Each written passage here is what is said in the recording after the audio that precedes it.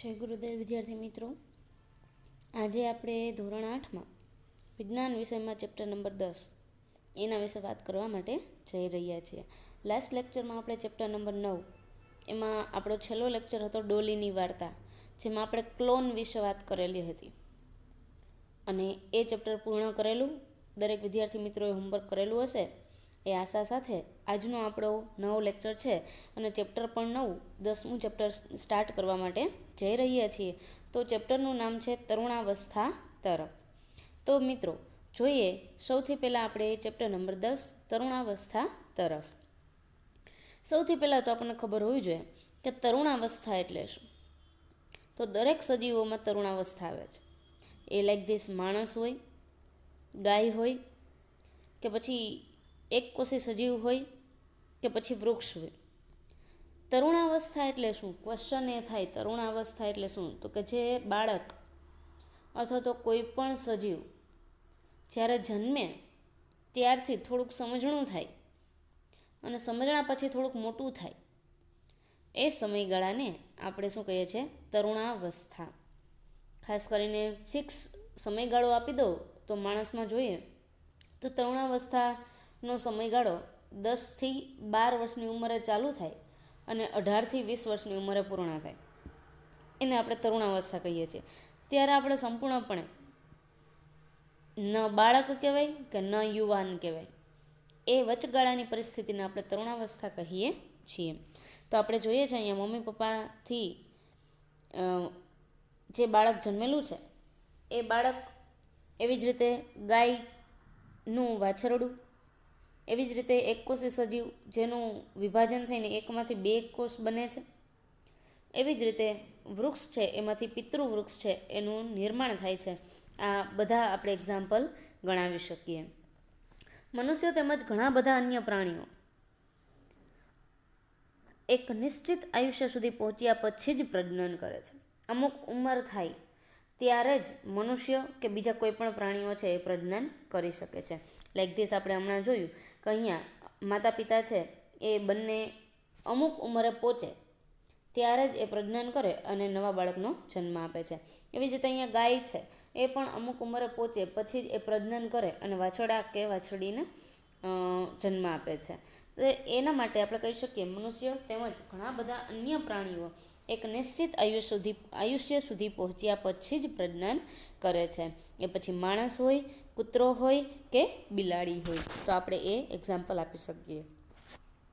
ત્યાર પછી વાત કરું તો માનવ શરીરમાં થતા એવા પરિવર્તનનો અભ્યાસ કરશો કે જેના પછી તે પ્રજનન માટે સક્ષમ બને છે. જેના પછી એ પ્રજનન માટે શું બને છે? સક્ષમ બને છે.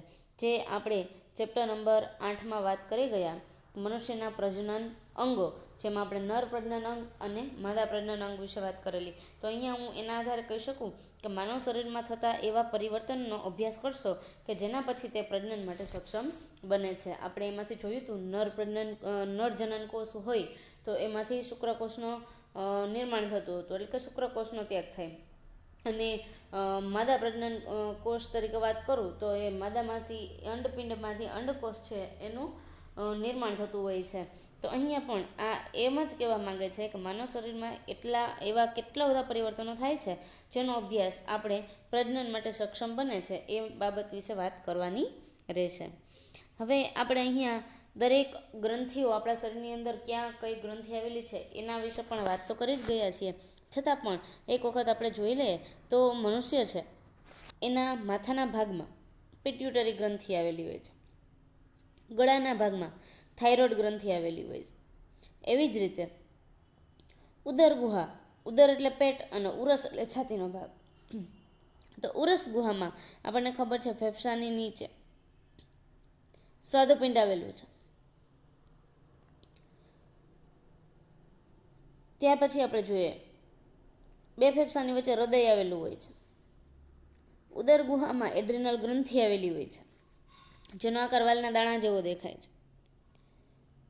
એ સિવાય સ્ત્રીમાં અંડપિંડ અને પુરુષમાં શુક્રપિંડ આવેલા હોય છે. આ બધી ગ્રંથિઓ છે અને એમાંથી અંતઃસ્ત્રાવો છે મુક્ત થતા હોય છે. અંતઃસ્ત્રાવો જેના કારણે બાળકનો વિકાસ થઈ તે પુખ્ત બની જાય છે. અંતઃસ્ત્રાવ એવા છે કે એના કારણે બાળકનો વિકાસ થાય અને તે પુખ્ત બની જાય છે. પુખ્ત એટલે મોટા બની જાય છે. જો સૌથી પહેલાં બાળક જન્મેલું છે, એનામાં અંતઃસ્ત્રાવ ઉત્પન્ન થાય છે પિટ્યુટરી ગ્રંથિમાંથી, એડ્રિનલ ગ્રંથિમાંથી, થાઇમસ ગ્રંથિમાંથી. ત્યાર પછી વાત કરીએ, જો છોકરી હોય તો અંડપિંડ અને છોકરો હોય તો શુક્રપિંડ, એમ આપણા શરીરની અંદર સ્વાદુપિંડ, દરેક ગ્રંથિમાંથી અંતઃસ્ત્રાવ ઉત્પન્ન થાય છે અને આપણામાં વૃદ્ધિ અને વિકાસ થાય છે. તો જન્મેલું બાળક થોડુંક હાલવા શીખે છે એવું બને છે, મોટું થાય છે એટલું. ત્યાર પછી થોડુંક ભણવા જાય એવું થઈ ગયું છે અને ત્યાર પછી જોબે લાગે એવા છે અને ત્યાર પછી આપણા પપ્પા જેવડા ભાઈ હોય એટલી આપણામાં પુખ્તતા જોવા મળે છે. એટલે કે એટલો આપણો વૃદ્ધિ અને વિકાસ થાય છે. તરુણાવસ્થા તેમજ યૌવનારંભ વિશે વાત કરીએ. તરુણાવસ્થા તેમજ યૌવનારંભ એટલે કે તરુણાવસ્થા પૂર્ણ થાય, 18 થી 20 વર્ષ પૂરી થાય ત્યારે આપણે યુવાન કહેવાય. તો એ અવસ્થાને આપણે યૌવનારંભ કહીએ છીએ. યૌવન પ્લસ આરંભ એટલે યૌવન એટલે યુવાન અને આરંભ એટલે શરૂઆત. તમે યુવાન થાવ છો એ શરૂઆત થાય છે. તો આપણને ખબર છે આપણે 18 થી 20 વર્ષની ઉંમરે પહોંચીએ એટલે આપણે યુવાન કહેવાય છીએ. અથવા તો ગામડે હોય તો મોટી ઉંમરના જો કોઈ વ્યક્તિ હોય, સપોઝ કે તમે મામા માસીના ઘરે ગયા અને કોઈ તમને એમ કહે કે આ કોની છોકરી અથવા તો કોનો છોકરો, તો મોટી ઉંમરના વ્યક્તિ હશે એ તો જુવાન થઈ ગયો એવું કહેશે. તો આ યૌવનારંભ કહેવાશે. હવે પહેલી એને બૂઝો છે, એના ફ્રેન્ડના બર્થડે પાર્ટીમાં જાય છે. ફ્રેન્ડની બર્થડે પાર્ટી છે અને એમાં એ લોકો જાય છે અને બર્થડે છે સેલિબ્રેટ કરે છે. ત્યારે પહેલી છે એ બૂઝોના ફ્રેન્ડને જોઈને શરમાય છે અને હસે છે, એમ બહુ હસવું આવે છે. તો બૂઝો, એના મમ્મી અને એના પપ્પા પહેલીને પૂછે છે કે બેટા કેમ તું હસે છે? અને એ માણેકબા સ્કૂલમાં અભ્યાસ કરે છે. પહેલી અને બૂઝો બંને ભાઈ બહેન છે. એ બંને 7 ધોરણ સુધી એટલે કે 8 ધોરણ સુધી એક સાથે ભણે છે, એક જ સ્કૂલમાં ભણે છે. છોકરા અને છોકરીઓની ભેગી સ્કૂલ છે. જેવી એ હાઈસ્કૂલમાં આવે છે એટલે એના ભાઈથી અલગ પડે છે, ગર્લ્સ સ્કૂલમાં જાય છે. એટલે માણેકબા સ્કૂલમાં જાય છે. અને 1 વર્ષ પહેલાં એને બૂઝોના ફ્રેન્ડને બધાને જોયા હતા. પછી તો એ સ્કૂલમાંથી અલગ થઈ જાય છે. એટલે બર્થડે પાર્ટીમાં એના જે ફ્રેન્ડ્સ આવે છે એને જોઈને એ ખડખડાટ હસે છે. તો પહેલી કહે છે કે બૂઝા, તારા ફ્રેન્ડ્સ છે એ તો બધા અલગ અલગ લાગે છે. અમુકને દાઢી ઉગી ગઈ છે, અમુકને મૂછ ઉગી ગઈ છે, તો અમુકનો અવાજ ઘોઘરો થઈ ગયો છે, કાર્ટૂન જેવા દેખાય છે. એને એવું લાગે છે કે તારા બધા જે ફ્રેન્ડ્સ છે એ કાર્ટૂન જેવા દેખાય છે. એટલે એને હસવું આવે છે. તો અહીંયા આપણે કહી શકીએ કે કાર્ટૂન જેવા શું કામ દેખાય છે? તો કે એ તરુણાવસ્થામાં પહોંચી જાય છે. એ દરમિયાન આપણા શરીરની અંદર ઘણા બધા પરિવર્તનો જોવા મળે છે. ખાસ કરીને છોકરા હોય તો એનો અવાજ છે એ જાડો બની જાય છે, ઘોઘરો બની જાય છે. ગળાના ભાગમાં એક ઉપસેલો ભાગ જોવા મળે છે. ત્યાર પછી વાત કરીએ તો શરીર ઉપર વાળ ઉગવાની શરૂઆત થઈ જાય છે, બગલમાં વાળ ઉગે છે, દાઢી મૂછ ઉગવા લાગે છે. તો આવા ઘણા બધા ફેરફારો જોવા મળે છે અને એના કારણે પહેલી છે એ બૂઝોના ફ્રેન્ડને જોઈને હસે છે. ત્યાર પછી આપણે જોઈએ તો તાજું જન્મેલું બાળક છે, એકદમ તાજું જન્મેલું બાળક, એની કન્ડિશન જોઈએ. અને ત્યાર પછી આપણા શરીરની અંદર વૃદ્ધિ અને વિકાસ થવાના કારણે ઘણા બધા પરિવર્તનો જોવા મળે છે. તો આપણે કહી શકીએ તાજું જન્મેલું બાળક એ હજુ એમનેમ પથારી પર સૂતું રહે એવું છે, જેને હાલવાનું, ચાલવાનું, ખાવાનું કંઈ ખબર હોતી નથી. 2 થી 3 વર્ષનું બાળક છે એ ચાલવા માંડ્યું હોય છે, એટલે બાખણીયા ભરત ચાલતું હોય છે. 5 વર્ષનો છોકરો ભણવાની તૈયારી, 10 વર્ષનો છોકરો 5મા ધોરણમાં કે 4થા ધોરણમાં હોય છે, 14 વર્ષનો છોકરો કે જે 10મું ધોરણ પૂરું કરવાનો હોય છે અથવા તો 9મા ધોરણમાં થી 10મા ધોરણમાં જવાનો હોય છે, અને 25 વર્ષનો છોકરો કે જે જોબમાં લાગવા માંડ્યો હોય છે અથવા જોબ મળી પણ ગઈ હોય છે. એવી જ રીતે ગર્લ્સમાં વાત કરું તો એમાં પણ તાજું જન્મેલું બાળક 2 થી 3 વર્ષની ઉંમરે એ હાલતા શીખે છે. 5 વર્ષની ઉંમરે તે શરૂઆત કરે છે ભણવા જવાની. 10 વર્ષની ઉંમરે પણ એવી જ રીતે એનામાં પણ વૃદ્ધિ અને વિકાસ થાય છે.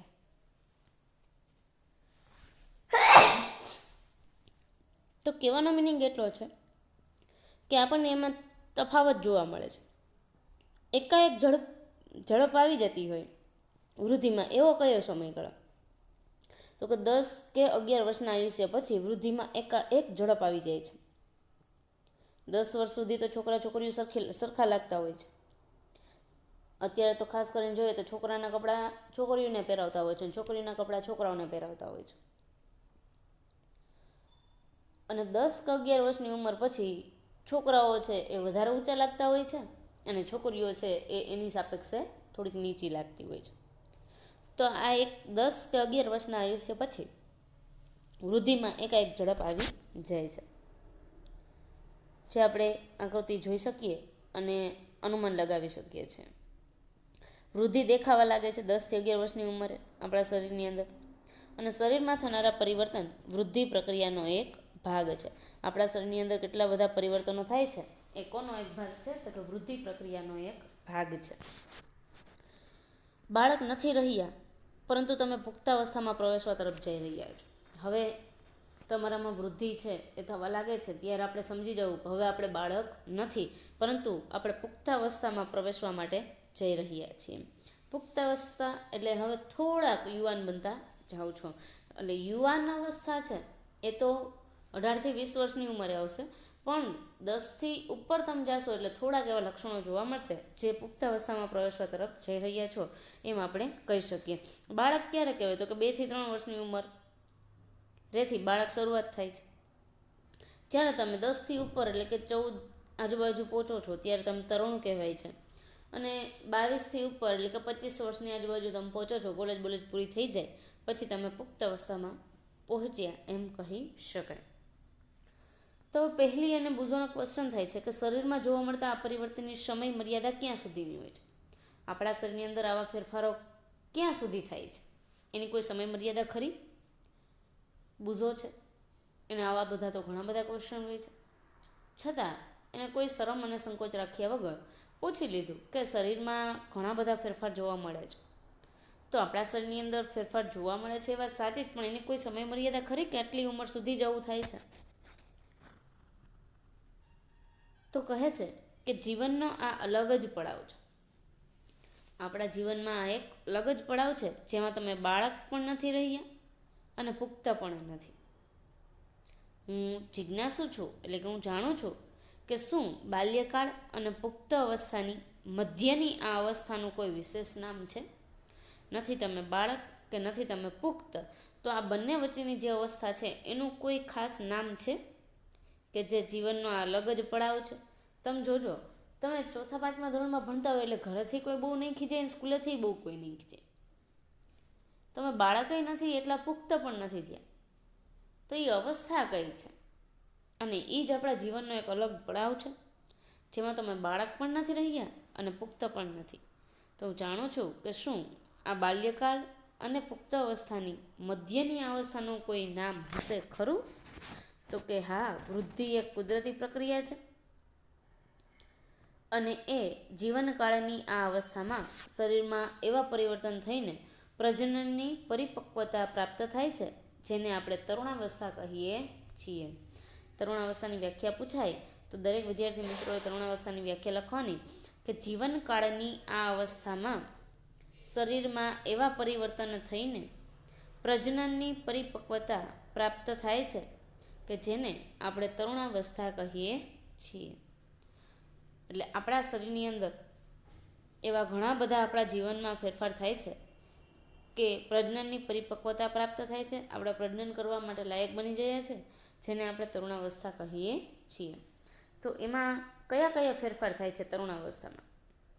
તો ખાસ કરીને આપણે જોઈએ ઊંચાઈમાં વધારો થાય છે, પ્રસ્વેદ તથા તૈલ્ય ગ્રંથિઓનો સ્ત્રાવ થાય છે. પ્રસ્વેદ એટલે પરસેવો અને તૈલ્ય એટલે ચીકણો પદાર્થ આપણા શરીરની અંદરથી બહાર નીકળે છે. તો ખાસ કરીને તરુણાવસ્થાના જે ફેરફાર થાય છે તરુણાવસ્થા દરમિયાન એ કયા કયા ફેરફારો તો એ જોઈએ. પેલું પરિવર્તન છે કે ઊંચાઈમાં વધારો થાય. બીજું પરિવર્તન છે કે પ્રસ્વેદ તથા તૈલ્ય ગ્રંથિનો સ્ત્રાવ થાય છે. ત્રીજું, ચહેરા પર ખીલ થવા લાગે છે. હવે તમારે યાદ રાખી લેવું, પરસેવો અને તૈલ્ય ગ્રંથિ હોય તો તૈલ્ય ગ્રંથિ એટલે આપણા મુખ પર, ખાસ કરીને ફેસ પર ઓઇલ બહાર નીકળતું હોય છે, તેલ બહાર નીકળતું હોય છે, ને એના કારણે બહારની વાતાવરણમાંથી જે રજકણ છે એના ઉપર ચોટે અને ખીલ થતા હોય છે. તો ખીલ થવાની સંભાવના વધી જાય છે. અવાજમાં બદલાવ આવે છે. હમણાં જ મેં કીધું, છોકરાઓ 8મા ધોરણ પછી આવે એટલે એનો અવાજ બદલાઈ જાય છે, તો અવાજમાં બદલાવ આવે. પ્રજનન અંગો પૂર્ણતઃ વિકસિત થવા લાગે છે. નર પ્રજનન અંગ અને માદા પ્રજનન અંગ સંપૂર્ણપણે વિકાસ પામતા હોય એવું આપણને દેખાય છે. ગૌણ જાતીય લક્ષણોનો વિકાસ થાય છે. કયા લક્ષણોનો? તો કે ગૌણ જાતીય લક્ષણો, જેમાં બગલમાં વાળ ઉગવા, દાઢી મૂછ ઉગવી, સ્તન ગ્રંથિનો વિકાસ થવો, નિતંબનો વિકાસ થવો, આવા ફેરફારો છે એ જોવા મળે છે. તો હજુ એકવાર જોઈ લે, તરુણાવસ્થા દરમિયાન કયા કયા પરિવર્તનો જોવા મળે છે? તો કે ઊંચાઈમાં વધારો, પ્રસ્વેદ તથા તૈલ્ય ગ્રંથિઓનો સ્ત્રાવ, ચહેરા પર ખીલ થવા, અવાજમાં બદલાવ, પ્રજનન અંગો પૂર્ણતઃ વિકસિત થવા અને ગૌણ જાતીય લક્ષણોનો વિકાસ થવો. આવા પરિવર્તનો તરુણાવસ્થા દરમિયાન જોવા મળે છે. અહીંયા આપણે જોઈએ છે, છોકરા અને છોકરીઓ 14 વર્ષની ઉંમરે પહોંચે છે એટલે તરુણાવસ્થામાં પ્રવેશ્યા એમ કહી શકાય. તરુણાવસ્થા લગભગ 11 વર્ષની ઉંમરથી પ્રારંભ થઈને 18 અથવા તો 19 વર્ષની ઉંમર સુધી રહે છે. કેટલા વર્ષની ઉંમરથી તરુણાવસ્થા ચાલુ થાય છે? તો કે 11 થી 14 વર્ષની ઉંમરે સ્ટાર્ટ થાય છે અને 18 થી 19 અથવા તો 20 વર્ષની ઉંમરે એ તરુણાવસ્થાનો સમયગાળો પૂર્ણ થાય છે. પછી તમે યૌવન અવસ્થામાં પ્રવેશ્યા એવું કહી શકાશે. 13 થી 18 કે 19 સુધીની ઉંમર પણ તરુણ કહેવાય છે. 11 વર્ષથી શરૂઆત થાય, અમુકમાં 11 વર્ષે ફેરફાર જોવા મળતા હશે, અમુકમાં નહીં જોવા મળે. એટલે કે અમુક છે એ 8મા ધોરણમાં ફેરફાર જોવા મળતા હશે, અમુકને 10મા ધોરણમાં ફેરફાર જોવા મળશે. તો સામાન્ય રીતે 13 થી 18 કે 19 સુધીની ઉંમર તરુણ કહેવાય છે. તરુણાવસ્થાના બાળકોને તરુણો પણ કહેવાય છે. તરુણાવસ્થાના જે બાળક છે એને તરુણો પણ કહીએ છીએ. છોકરીઓમાં આ અવસ્થા છોકરાઓની સાપેક્ષે 1 કે 2 વર્ષ પહેલાં જ પ્રારંભ થઈ જાય છે. છોકરાઓમાં તરુણાવસ્થાની શરૂઆત થાય એનાથી લગભગ 1 કે 2 વર્ષ પહેલાં છોકરીઓમાં આ અવસ્થાનો પ્રારંભ થઈ ગયો હોય છે. તરુણાવસ્થા દરમિયાન મનુષ્યના શરીરમાં અનેક બદલાવ આવે છે. તરુણાવસ્થા દરમિયાન મનુષ્યનું જે શરીર છે, પછી છોકરો હોય કે છોકરી હોય, એના શરીરમાં કેટલા બધા ફેરફાર આવે છે, કેટલા બધા બદલાવ આવે છે. તરુણાવસ્થા દરમિયાન મનુષ્યના શરીરમાં અનેક બદલાવ આવે છે. આપણને દેખાય છે, આ બાળક જ્યારે 7મા ધોરણમાં હતું ત્યારે હજી બાળક જેવું જ લાગતું હતું, ને જેવું એ 8મા કે 9મા ધોરણમાં આવે છે, ઉનાળાનું વેકેશન કરીને, ત્યારે આપણને હાઇટી દેખાવા લાગે છે, બોડીમાં દેખાવા લાગે છે. તો એમાં ઘણા બધા બદલાવ આવે છે. ત્યાર પછી યૌવનારંભ વિશે વાત કરીએ. તો યૌવનારંભ એટલે શું? તો આપણને ખબર છે, તરુણાવસ્થા પૂર્ણ થાય અને યૌવનારંભ છે શરૂઆત થાય છે, તો એને આપણે યૌવનારંભ કહીએ છીએ. તેમાંથી સૌથી મહત્વનું પરિવર્તન છે છોકરા તેમજ છોકરીઓમાં પ્રજનન ક્ષમતાનો વિકાસ. યૌવન અવસ્થામાં એટલે કે યૌવનારંભમાં શું થાય છે? તો કે છોકરા અને છોકરીઓમાં પ્રજનન જે અંગ છે એનો વૃદ્ધિ અને વિકાસ થાય છે. એ એક અગત્યનું પરિવર્તન છે. તેમાંથી સૌથી મહત્વનું પરિવર્તન છે છોકરા તેમજ છોકરીઓમાં પ્રજનન ક્ષમતાનો વિકાસ. છોકરાઓની વાત કરું તો નર પ્રજનન અંગોનો વિકાસ થાય છે, જેમ કે શુક્રપિંડ, શીશ્ન, આ બધાનો સંપૂર્ણપણે વિકાસ થાય છે. માદા પ્રજનન અંગની વાત કરું તો ગર્ભાશય, અંડપિંડ નો વૃદ્ધિ અને વિકાસ થાય છે અને અંડકોષ છે દર મહિને વારાફરતી એક છૂટું પડે છે. તો આ નર પ્રજનન અંગોનો વિકાસ અને માદા પ્રજનન અંગોનો વિકાસ પણ તમે યૌવનારંભમાં કહી શકો ને તે મહત્વનું પરિવર્તન છે. છોકરા તેમજ છોકરીઓમાં પ્રજનન ક્ષમતાનો વિકાસ થવો જરૂરી છે. તરુણોમાં પ્રજનન પરિપક્વતાની સાથે જ યૌવનારંભ સમાપ્ત થઈ જાય છે. તરુણોમાં જે પ્રજનન અંગોનો વૃદ્ધિને વિકાસ શરૂઆત થાય છે ત્યારે આપણે સમજી લેવાનું કે હવે આપણે યૌવન આરંભમાં પ્રવેશ્યા છીએ અને તરુણ અવસ્થા છે એ સમાપ્ત થઈ જાય છે. એટલે કે તરુણમાં પ્રજનન પરિપક્વતાની સાથે જ યૌવન આરંભ સમાપ્ત થઈ જાય છે. તરુણાવસ્થા પછી કઈ અવસ્થા આવે છે તો કે પુખ્તાવસ્થા અથવા યૌવન આરંભ. યૌવન આરંભમાં થતા ફેરફાર આપણે એ પણ જોયું, પણ આપણે હમણાં જોઈએ તરુણાવસ્થામાં થતા ફેરફાર. તો એવી જ રીતે યૌવન આરંભમાં થતા ફેરફાર તો કે ઊંચાઈમાં વધારો થાય છે. ઊંચાઈમાં એકાએક વધારો યૌવન આરંભ દરમિયાન થતો સૌથી મોટો દેખીતો બદલાવ છે. ઊંચાઈમાં અચાનક વધી જાય છે. દાખલા તરીકે 8મા ધોરણનું વેકેશન પડ્યું, મામા માસીના ઘરે ગયા અને પાછું જૂનમાં વેકેશન ખુલ્યું ને તમે આવ્યા, ત્યારે અમે અમુકને તો ઓળખી પણ નથી શકતા, એટલા હાઈટી થઈ ગયા હોય છે. અમારે પણ આમ ઊંચું જોઈને કેવું પડે ભાઈ તમે જ છો. તો એ ઊંચાઈમાં એકાએક વધારો યૌવન આરંભ દરમિયાન થતો સૌથી મોટો દેખીતો બદલાવ છે. ઊંચાઈમાં એકાએક વધારો યૌવન આરંભ દરમિયાન સૌથી મોટો દેખીતો બદલાવ છે એ આપણે જોઈ શકીએ છીએ આકૃતિમાં. એ બાળક હજી ચોથું ભણતો હોય ત્યારે ચડી પહેરીને આંટા મારતો હોય,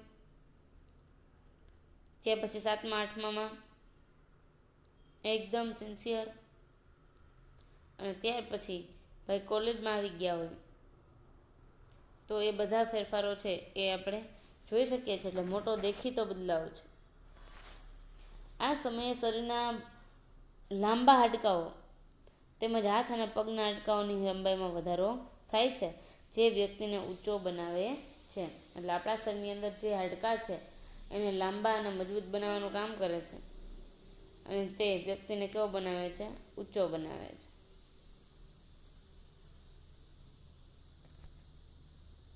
ઊંચાઈમાં એકાએક વધારો યૌવન આરંભ દરમિયાન થતો સૌથી મોટો દેખીતો બદલાવ છે. એવું છોકરામાં તો આપણે જોયું, પણ છોકરીઓમાં જોઈએ કે જે છોકરી બેગ લઈને સ્કૂલે જતી હતી એ હવે થોડીક સિન્સિયર અને મોટી થઈ જાય છે, અને ત્યાંથી આગળ ભણીને એ જોબ ઉપર લાગે છે અથવા તો કોલેજમાં જાય છે. આ સમયે શરીરના લાંબા હાડકાઓ તેમજ હાથ અને પગના હાડકાઓની લંબાઈમાં વધારો થાય છે, જે વ્યક્તિને કેવો બનાવે છે? ઊંચો બનાવે છે. હાથ અને પગના હાડકાઓની લંબાઈમાં કેવો વધારો થાય છે? તો આપણે જોઈ શકીએ છીએ કે ઘણા વિદ્યાર્થીઓ એટલા ઊંચા થઈ ગયા હોય છે અને એના હાડકાં એટલા લાંબા થઈ જાય છે, એટલે એની ઊંચાઈ છે આપણને દેખાય છે. તો એના હાડકામાં વૃદ્ધિ અને વધારો થાય છે. શરૂઆતમાં છોકરાઓની સરખામણીએ વધારે ઝડપથી વધે છે. તરુણાવસ્થા પૂર્ણ થાય અને યૌવન આરંભ શરૂઆત થાય. જોકે બંનેના લક્ષણમાં ઊંચાઈમાં વધારો તો આવે જ છે, પણ છોકરીઓ સ્ટાર્ટિંગમાં ઝડપથી ઊંચી થઈ જાય છે અને છોકરાઓમાં એકાએક એટલો ઝડપથી વધારો થતો નથી. પણ હકીકતમાં જોઈએ તો છોકરાઓ કરતાં છોકરીઓ છે એ નીચી હોય છે. એટલે એમાં અમુક ટકા જ વધારો થતો હોય છે, પછી ધીમે ધીમે થતો હોય છે. જ્યારે છોકરાઓમાં અચાનક વધારો થાય છે, પણ શરૂઆતમાં એટલો બધો વધારો થતો નથી. લગભગ 18 વર્ષની ઉંમર સુધી બંને પોતાની મહત્તમ ઊંચાઈ પ્રાપ્ત કરી લે છે. તમે 18 વર્ષની ઉંમર સુધી પહોંચો ત્યાં સુધીમાં તો લગભગ છોકરા કે છોકરીઓ પોતાની જે મહત્તમ ઊંચાઈ હોય છે એ પ્રાપ્ત કરી લે છે. અલગ અલગ વ્યક્તિઓની ઊંચાઈમાં વૃદ્ધિનો દર પણ કેવો હોય છે? અલગ અલગ. જેની ઊંચાઈ જેટલી એ પ્રમાણે વૃદ્ધિનો દર એનો એટલો થાય છે. 12 વર્ષની ઉંમરે અમુક છોકરો નીચો હોય છે અને અમુક છોકરો ઊંચો થઈ જાય છે. એવી જ રીતે 12 વર્ષની ઉંમરે અમુક છોકરી નીચી હોય છે અને અમુક છોકરી ઊંચી હોય છે. અહીંયા આપણે જોઈ શકીએ છીએ તરુણાવસ્થા એટલે બાળકમાંથી તરુણ, તરુણમાંથી યુવાન.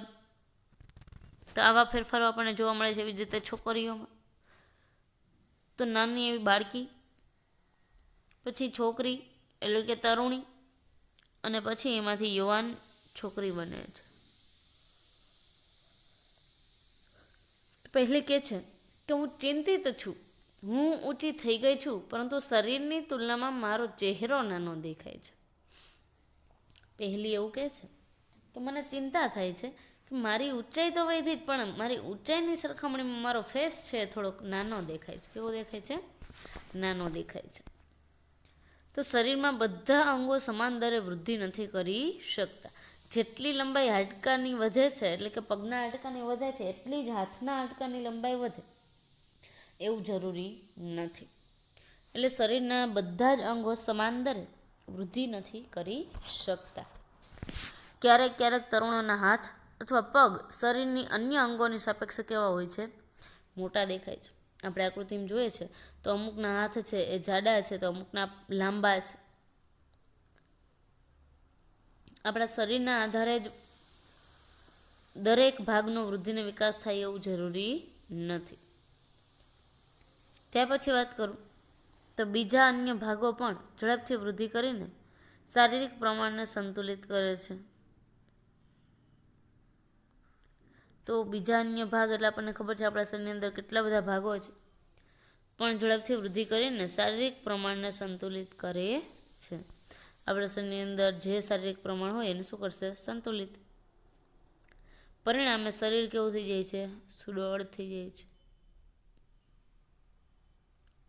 આપણું શરીર કેવું બની જાય છે? સુડોળ, જે આપણને ગમતું નથી.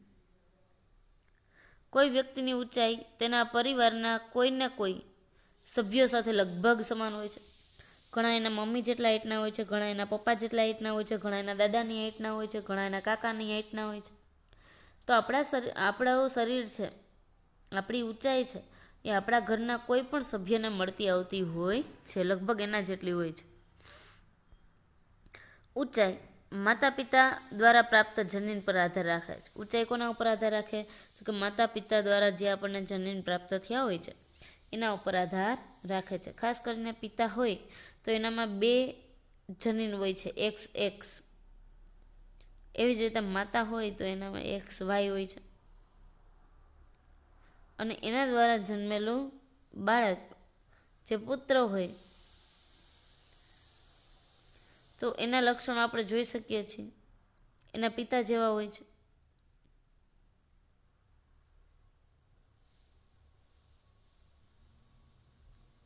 એવી રીતે છોકરીની વાત કરું, પુત્રીની વાત કરું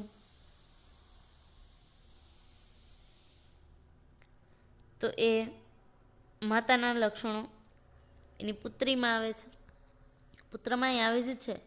પણ જનીનની વાત કરું તો માતામાં XX અને છોકરીઓમાં પણ XX.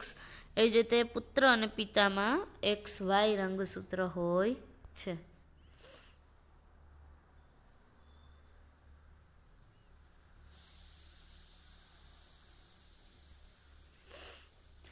તે હાડકાઓ, સ્નાયુઓ તેમજ શરીરના અન્ય ભાગોને યોગ્ય રીતે વૃદ્ધિ કરવા માટે પર્યાપ્ત પોષણ પૂરું પાડવામાં મદદ કરે છે.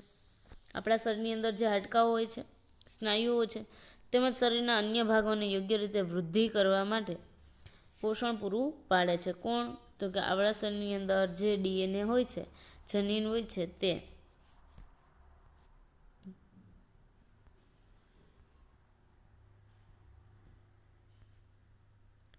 તરુણની પોષણ આવશ્યકતાઓનો વિષયમાં એટલે કે આ જ વિષયમાં આ પ્રકરણમાં આગળ અભ્યાસ કરશું. તરુણની જે પોષણ આવશ્યકતા હોય, પોષણ માટેની જે જરૂરિયાત હોય એને આપણે આ જ ચેપ્ટરમાં વાત કરીશું. ત્યાર પછી એ જે પોષણને જરૂરી હોય એના વિશે વાત કરીએ નેક્સ્ટ લેક્ચરમાં. અત્યારે આપણે તરુણાવસ્થા અને યૌવન આરંભ અને શરીરમાં થતા ફેરફારો એના વિશે વાત કરેલી. તો આજના હોમવર્કમાં તરુણાવસ્થાની વ્યાખ્યા, તરુણાવસ્થા દરમિયાન થતા ફેરફારો, યૌવન આરંભની વ્યાખ્યા અને યૌવન આરંભ દરમિયાન થતા ફેરફારો, આ ટોટલ 4 ક્વેશ્ચન છે તમારે હોમવર્કમાં લખવાના રહેશે. અહીંયા આપણે લેક્ચર પૂર્ણ કરીએ છીએ. અસ્તુ. Thank you. જય ગુરુદેવ.